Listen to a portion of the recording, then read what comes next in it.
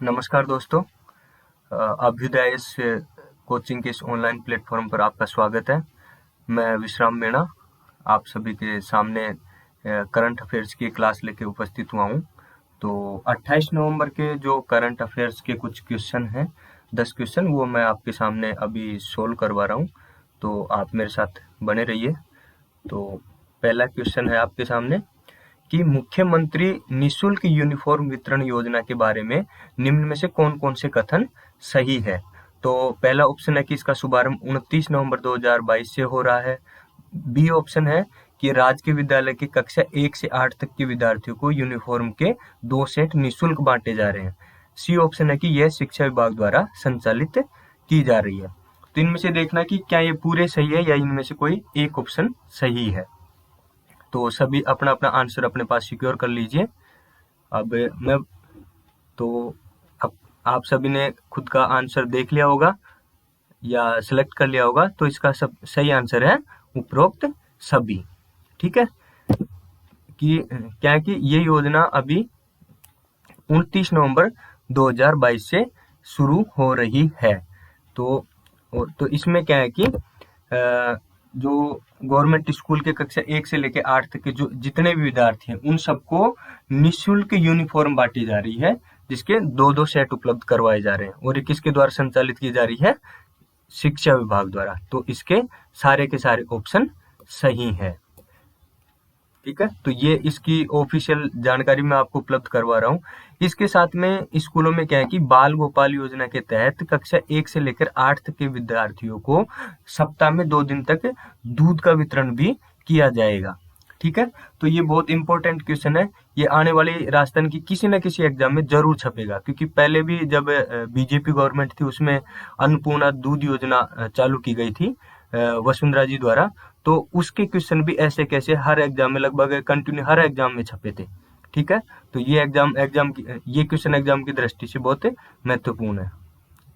ठीक है, आगे चलते हैं दूसरे क्वेश्चन पर कि 28 नवंबर 2022 को शिल्प गुरु राष्ट्रीय पुरस्कार सम्मान समारोह में राजस्थान के कितने हस्तशिल्प कलाकारों को शिल्प गुरु पुरस्कार से सम्मानित किया गया है।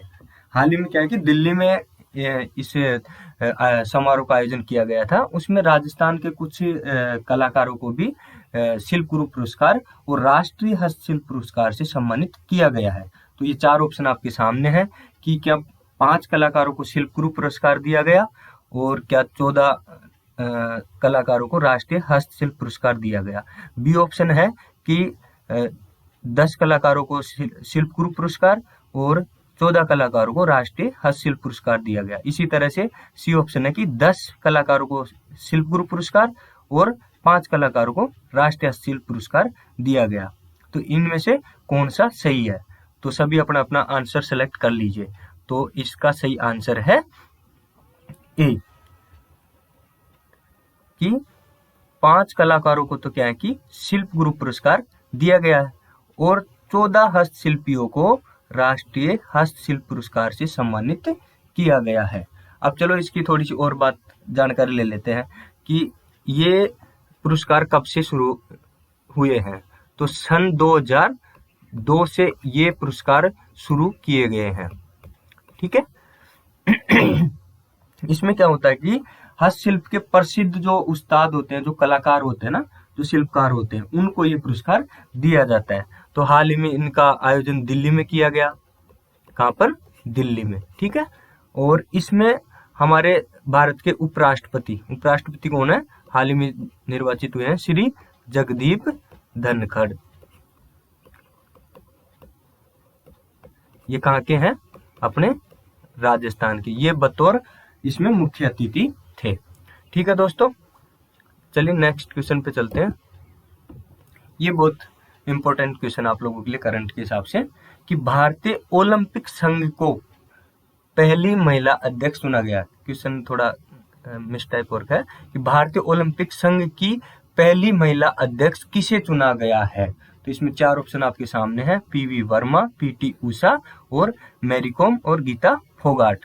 तो शायद अधिकतर लोगों को इसका आंसर पता भी होगा कि इसका आंसर है बी, पीटी उषा। ओके, तो ये इसमें सबसे बड़ी बात क्या है कि जो अपना भारतीय ओलंपिक संघ है ना, इसके अध्यक्ष पहले पहले भी चुने गए हैं, है ना। तो पहली बार क्या है कि किसी महिला को इसका अध्यक्ष चुना गया है। तो वो महिला कौन है? पीटी उषा। ठीक है। अब पीटी उषा कौन से खेल से संबंधित है बताइए आप कमेंट करके। और इसमें ऑप्शन सी ऑप्शन दे रखा है मैरी कॉम, इसका खेल बताइए, और गीता फोगाट का खेल बताइए कि कौन कौन से खेल से संबंधित है। तो पीटी उषा तो क्या है? धावक है। क्या है? धावक। और मैरी कॉम क्या है? ये कौन सा खेल खेलती है? बॉक्सिंग का। ठीक है। और गीता फोगाट क्या खेलती है? कुश्ती। ठीक है। ये है। तो ये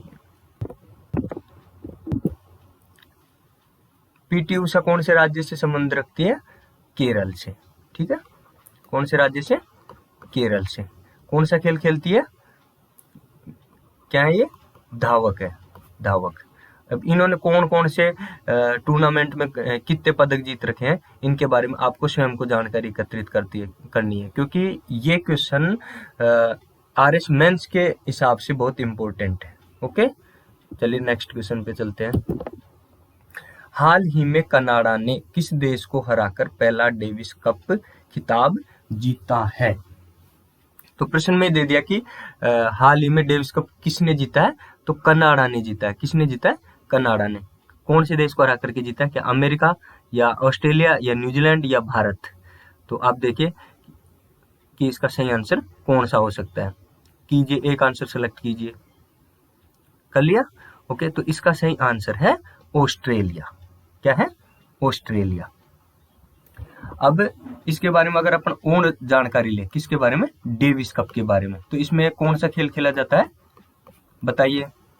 इसमें खेला जाता है टेनिस। इसमें टेनिस की स्पर्धा होती है। ओके।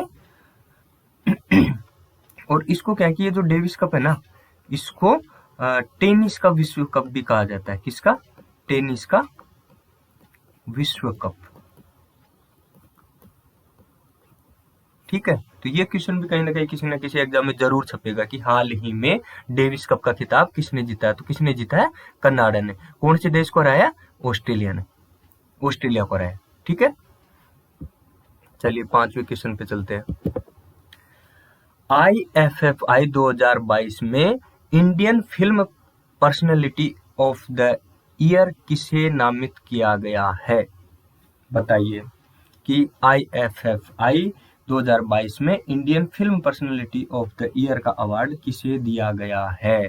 नागार्जुन, रजनीकांत, चिरंजीवी, शाहरुख खान। ठीक है। तो आप अपना आंसर इसमें से एक टिक कीजिए, क्या ए या बी या सी या डी। ओके। तो इसका सही आंसर है चिरंजीवी। क्या है? चिरंजीवी। तो चिरंजीवी कौन से सिनेमा से आते हैं बताइए? तमिल या कन्नड़ या कौन से सिनेमा से आते हैं? तो इसका संबंध किन से है? तेलुगु सिनेमा से। कौन से सिनेमा से? तेलुगु सिनेमा से। ठीक है। और ये जो IFFI है, इसकी फुल फॉर्म क्या है? International film festival of India. ठीक है। तो इसका अभी जो है IFFI, इससे संबंधित जैसे बहुत सारे क्वेश्चन बन सकते हैं। तो उसमें से एक तो ये आ गया आपके सामने, Indian film personality of the year किसे नामित किया गया है? तो इसका आंसर होगा चिरंजीवी। अब आपसे ऐसे पूछ लिया जाए कि IFFI 2022 का आयोजन कहाँ किया गया, बताइए कि आयोजन इसका कहाँ किया गया है? तो इसका आंसर क्या होगा? गोवा। अब किसी न किसी एग्जाम में गोवा की भी वो जगह पूछ सकते हैं जहां इसका आयोजन हुआ। ठीक है। चलो नेक्स्ट क्वेश्चन पे चलते हैं। निम्न में से कौन सी पुस्तक को साहित्य के लिए 2022 में JBC पुरस्कार दिया गया है? या कौन सी पुस्तक ने साहित्य के लिए 2022 में JBC पुरस्कार जीता है? ए ऑप्शन है ए फैमिली हिस्ट्री, बी है वल्ली, सी है मिट्टी, डी है दी पैराडाइज ऑफ फूड। तो बताइए, अपना अपना आंसर बताइए सब किसमें क्या आंसर आएगा। तो इसका राइट ऑप्शन है D, the paradise of food. Okay, तो इसके बारे में और जानकारी मैं बता दूं कि एक उर्दू के लेखक है खालिद जावेद। ओके, ये प्रोफेसर है जामिया मिलिया इस्लामिया यूनिवर्सिटी दिल्ली में। तो इनका एक उपन्यास था नेमत खाना। क्या नाम उनका? नेमत खाना। ये कौन सी भाषा में लिखा गया था? उर्दू में। 2014 में लिखा गया था। तो इसका क्या है कि अभी हाल ही में अभी हाल में इसका क्या है कि अंग्रेजी में इसका अनुवाद किया गया था द पैराडाइज ऑफ फूड के नाम से। तो इसको किसने अनुवाद किया था? इसका बारा फारूकी ने। किसने किया था? बारा फारूकी ने। तो क्या है कि इस द पैराडाइज ऑफ फूड को जेबीसी अवार्ड 2022 दिया गया है। ठीक है, तो इसके लेखक कौन है? खालिद जावेद। ओके, 7वां क्वेश्चन है ई गवर्नेंस पहल में उत्कृष्टता के लिए ई गवर्नेंस पुरस्कार 2022 किसे प्रदान किया गया है?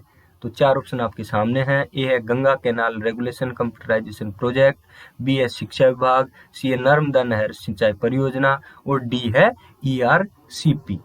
तो इसमें अपना अपना आंसर आप सिलेक्ट कीजिए, ए या बी या सी या डी। तो इसका आपने आंसर कर लिया होगा कोई सा भी एक टिक।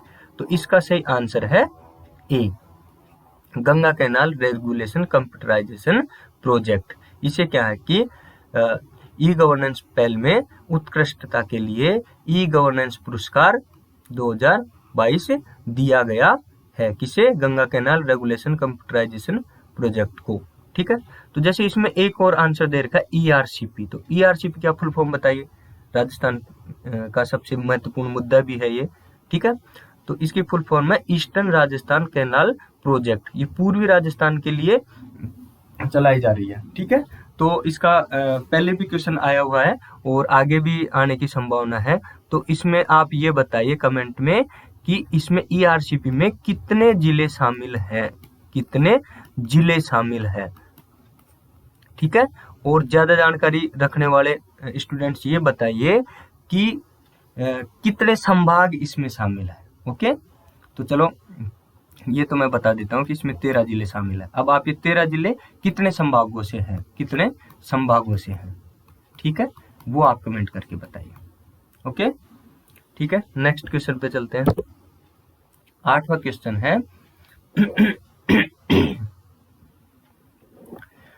डॉक्टर अंबेडकर उत्सव धाम योजना 2022 के तहत राजस्थान के 568 गांवों में सामुदायिक भवन प्रदान किए जाने की घोषणा की गई है। तो निम्न में से कौन से जिले में सबसे ज्यादा ये सामुदायिक भवन बनेंगे? या जयपुर में, या श्री गंगानगर में, या बीकानेर में, या नागौर में? बताइए।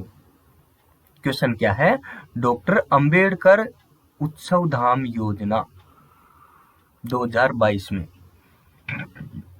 इसके तहत क्या है कि राजस्थान के बहुत सारे गांवों में क्या है कि सामुदायिक भवन प्रदान किए जाएंगे, मतलब सामुदायिक भवन बनाए जाएंगे।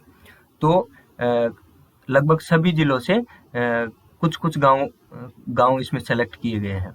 तो इन जिलों में से सबसे ज्यादा सामुदायिक भवन कौन से जिले में बनाए जाएंगे? जयपुर में, श्री गंगानगर में, बीकानेर में, या फिर नागौर में? तो इनमें से आप अपना आंसर सेलेक्ट कीजिए। ओके, तो इसका सही आंसर है श्री गंगानगर। श्री गंगानगर में क्या है कि 103 गांवों में सामुदायिक भवन बनाए जाएंगे। तो इनकी खास बात क्या है कि जो ये सामुदायिक भवन है ना, इसके लिए जैसे श्री गंगानगर में 103 गांवों में सामुदायिक भवन बनाए जाएंगे, तो प्रत्येक सामुदायिक भवन के लिए 25 लाख रुपए की राशि आवंटित की जा रही है। ओके, चलिए नेक्स्ट क्वेश्चन पे चलते हैं।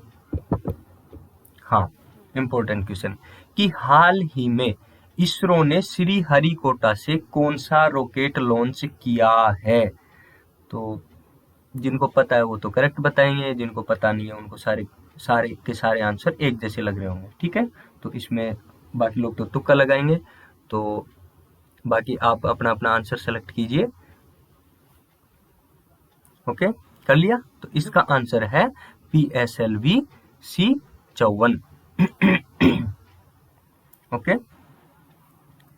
तो इसके बारे में थोड़ी सी और जानकारी देखें तो आप ये बताओ कि इसरो के वर्तमान अध्यक्ष कौन है?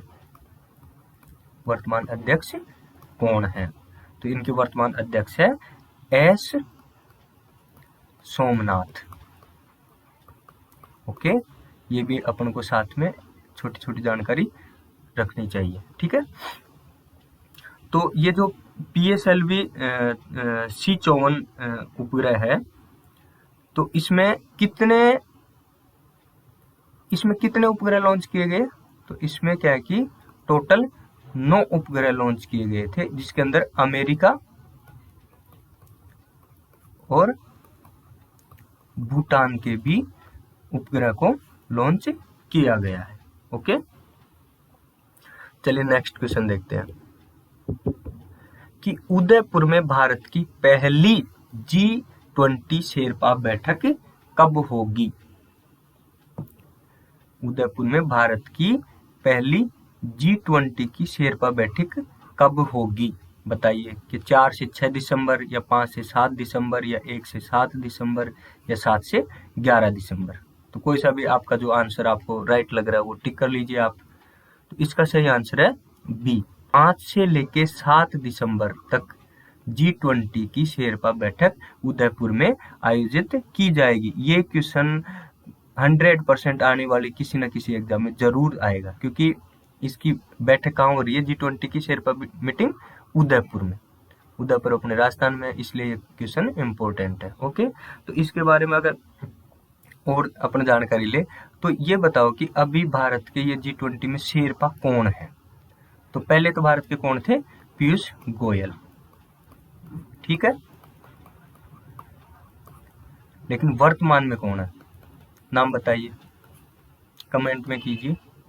वर्तमान में शेरपा है भारत की तरफ से अमिताभ कांत। अमिताभ कांत, ये कौन है अमिताभ कांत? इनके बारे में बताओ। तो ये है नीति आयोग के पूर्व CEO। ओके, ठीक है। तो भारत की पहली G20 शेरपा बैठक कहाँ आयोजित होगी? उदयपुर में। कहाँ पर होगी? उदयपुर में। कब होगी? 5 से लेके 7 दिसंबर तक। ओके, तो अब ये देखते हैं कि ये जो शेरपा होता है ना, इसका काम क्या होता है? तो इसका काम ये होता है कि एक तरीके से ये इन मीटिंग के अंतर्गत कोऑर्डिनेशन का काम करता है। क्या करता है? कोऑर्डिनेशन का काम करता है। ओके दोस्तों, तो मैंने आपके सामने ये 10 क्वेश्चन थे, ये सोल्व करवाए। आपको हो सकता है अच्छा लगा होगा। तो आने वाले टाइम में मैं इनके बारे में, हर क्वेश्चन के बारे में और जानकारी लेके आऊँगा आपके सामने। तो आप जुड़े रहिए अभ्युदय के करंट अफेयर्स की इस क्लास में। ठीक है दोस्तों, बहुत बहुत धन्यवाद।